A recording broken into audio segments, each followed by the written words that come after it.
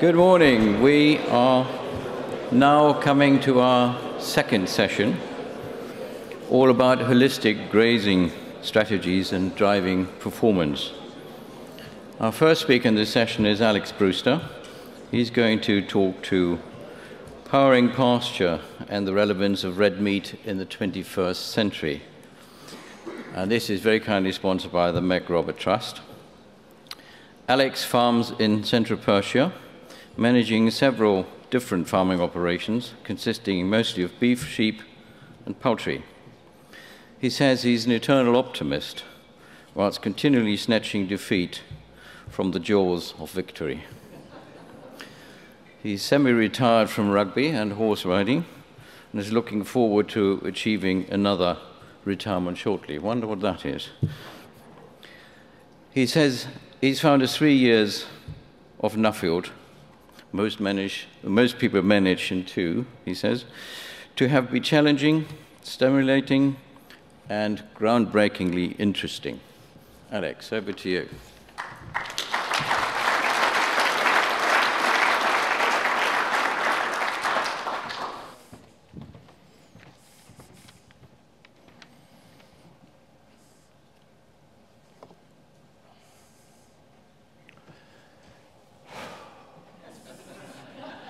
My lords, ladies and gentlemen, the McRobert Trust and Nuffield Farming Scholarship, thank you very much for your funding, your support, your patience with me over these last 3 years as I've pursued my scholarship.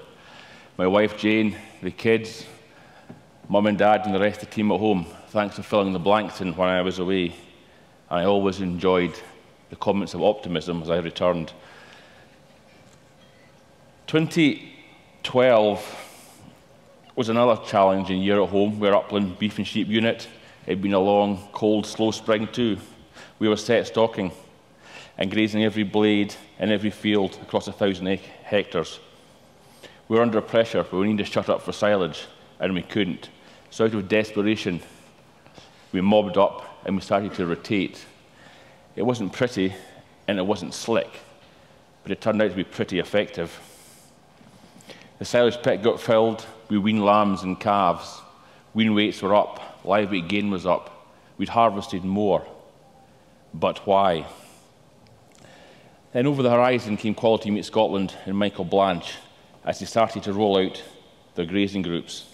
I jumped at the chance to be a host farmer. I was interested and enthused. Could it make a difference to the business and the bottom line? A year and a half later, Michael gave me a nudge towards Nuffield. What could Nuffield offer me? What journey could they take me on? They let me in.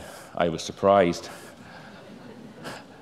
I deliberately started my journey in the UK, visiting many of the great research facilities we have here. My first trip was to Roslin, genetics and genomics. I genuinely felt that GBVs were the future for the red meat sector. My next trip took me down to Wales, to Aberystwyth, and the Mountain Research Facility. We discussed extensive grazing systems, grassland research, what had been done in LFA areas. In the last 30 years, very little. Then back to Scotland, the James Hutton Institute. It's the biggest soils research institute in Europe. We discussed mycorrhizae of fungi, and I soon realised that very little was known about this phenomenal organism, how it transports nutrients and communication signals between plants. But my first Nuffield moment came at Morden. Philip Scousney's team were informing me on the value of diversity in genetics when you're trying to breed for resilience. He said, diversity is good, or put it this way, the less diverse genetically is bad. 60 miles further south, when I visited Newcastle and Dr. Julia Cooper, she was enthused me with soil organic matter. Build organic matter, she says. It builds resilience into your business. And with these 2 messages, I set sail to South America, Uruguay, and then New Zealand. My first trip in Uruguay was to a dairy platform. I'm a beef and sheep boy. Dairy is fairly alien. But it was all about grassland utilisation. How the more you utilise, the more milk in the tank, the greater the profit. But it was the next trip, and slightly off topic, where we met a lady called Frucola, who at 50 She retired from financial services in Osorno and has set up a blueberry plantation with no knowledge. She's now 1% of the Chilean blueberry market under her Austral branding. She's exporting globally. It seemed that age has no limitation on change, evolution, and adaptation. Further inland, we came to an Irishman called John. Now, John was from Cork, but he'd been in Chile for a few years. He started off with 8 cows, he now had 160. "Come, boys," he said, "I'll show you my latest paddock I've reseeded." He'd been cutting scrub away, dropping in ryegrass. Dairy farmers love ryegrass. But when we got there, we realised there was more than just ryegrass. There was chicories and plantains and vetches and herbs. But he'd planted ryegrass. This is ground that had barely been tilled. And here was nature's seed bank. And it was diverse. From there, I left South America and flew to New Zealand.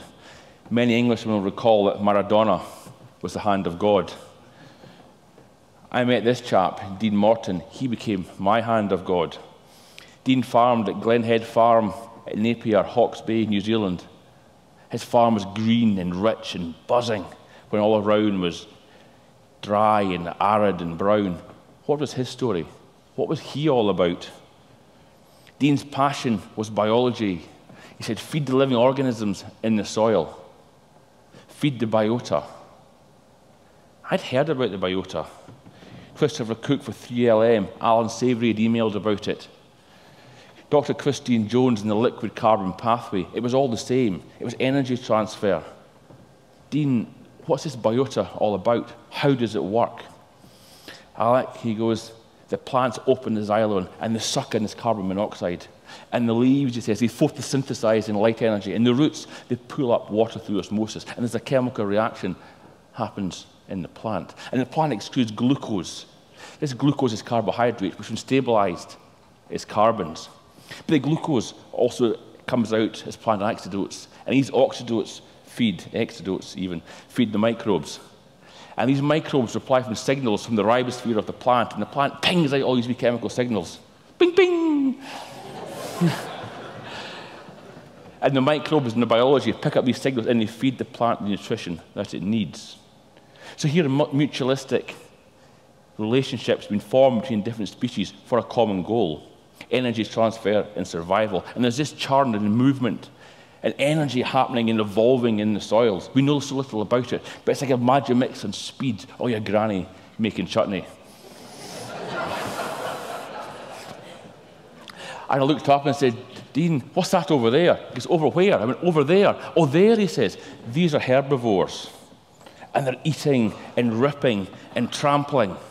And they're pissing and pooing. And all this biology arises back up from the land, and it creates a cycle and it pulls the nutrients back down. And the worms come back up. Worms? Have I told you about worms?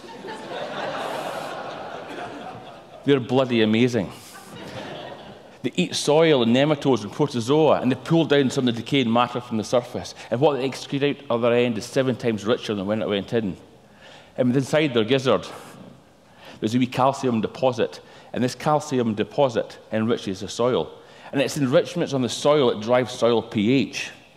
So the faster the system goes, the richer it becomes.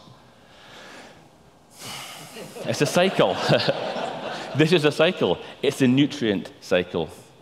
It often seems to me that farming is the soft underbelly of society. And when society has an environmental problem, we get a kick. Only last week there was comments getting passed in London that for Britain to meet its environmental challenge, we need to reduce beef and sheep numbers by 50%. Which seems a bit strange when 250 years ago there was more herbivores grazing the planet than there is today. It's not the beef and sheep that's wrong, it's the systems that we have in place to manage them. Our blueprint is wrong. From there, I hopped on another plane and headed down to Wanaka in New Zealand to catch up with Andy Ramsden and Boyd MacDonald. In 2006, these guys had pulled in 13 other farmers and formed a cooperative, a venture called Headwaters. The idea behind it was fairly simple. They were needing a more robust upland hill sheep that could cope with the harsh environment in hill country New Zealand. They pulled together Perndales, Romneys, Texels and Finns. They mashed these genetics together. They created diversity. They were after fecundity and fertility, but they're also after IMs. These intermuscular fats are an easily accessible energy source the animal can pull on in times of need when it's a little bit rough. And as the process ran through, they discovered when chopping up lambs and looking at the fat deposits, actually there was an association between IM fats and omega-3s, and these omega-3s are rich in polysaccharides, which are known to help and aid heart disease. So these guys, they're a brand and an IP. They had a tough and robust, diverse yow, and now they had a lamb with omega-3s. They had property to sell. It is still the best piece of lamb I have ever eaten. And it's the most expensive lamb you'll find. It's the most expensive red meat you'll find in Hong Kong. These boys were price setters and not price takers. So back home, and it's 2018, it's been noted as being the coldest, wettest, driest, hottest year in 40. And in the last 4 years, we've invested heavily in electric fencing and waterways. We've tightened up stock densities, but we've also created rest. And it's this rest that allows the plant to drop down root systems, to pull in energy and feed this biology. I've got myself lost. And through the heat of the summer, these plants with root depths down now below 60 centimetres were pulling up moisture. The farm never stopped. We're carrying more stock. We're creating more output. We've also increased our resilience. And we're starting to play with diversity.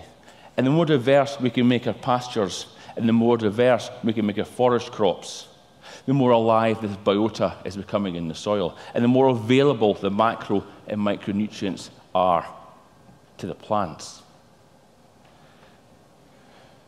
We're starting to create or complete the nutrient cycle. But I'm also starting a new venture, and the 2015 Nuffield scholar Robert Fleming and I were creating our own joint venture. We're creating our own brand and our own IP. And at the very heart of it is environmental sustainability of the meat that we're producing. And it always seems a bit strange to me that we allow other people to set environmental policy that we have to play to, when we can do so much with red meat to manage these energy and nutrient cycles. So I genuinely feel that tomorrow the future is bright, the future is green, and the future will be diverse for the red meat sector. Thank you very much.